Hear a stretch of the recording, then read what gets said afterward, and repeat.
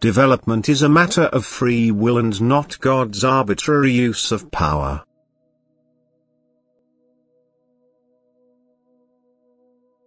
The divine spark in the human being is his signpost on this earth, for it impels the human being to do what is good and cautions him against evil actions and thoughts.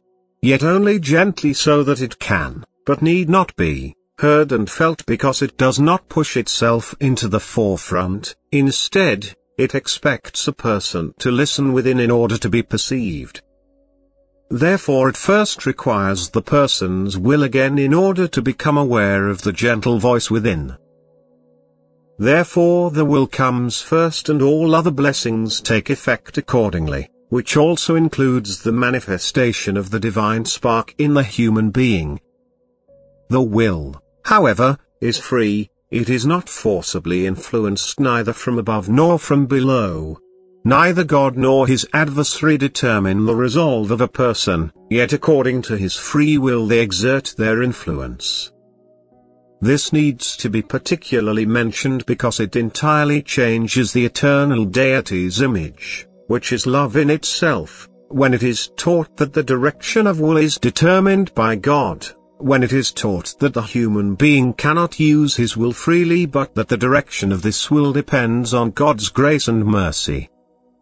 The fact that the human being is offered the opportunity to test his will and to prove his God-inclined will at all is definitely an act of divine grace and mercy, yet of what use would that human being's life on earth be if his will were curtailed and his development on earth were entirely God's work, that is, if its success or failure were determined by him?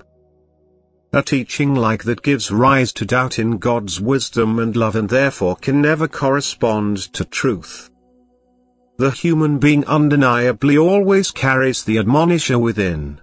God's mercy is always recognizable, for this gentle voice is a gift of grace too, a helpful means to impel the human being to where he should land according to God's will. Yet it is left entirely up to him how he uses the gift of grace, otherwise the admonisher within the heart would sound so loudly and perceptibly that it would have to be heard and the person would subsequently forcibly act as is demanded of him. The human being has free will. That is of greatest significance for his spiritual development and can never be denied. Nevertheless, words can be misunderstood or misinterpreted if the necessary understanding is lacking regarding the human being's actual task on earth and which goal he ought to attain. Anyone who knows this also instantly recognizes the error of a doctrine, even if it is advocated as being of divine origin.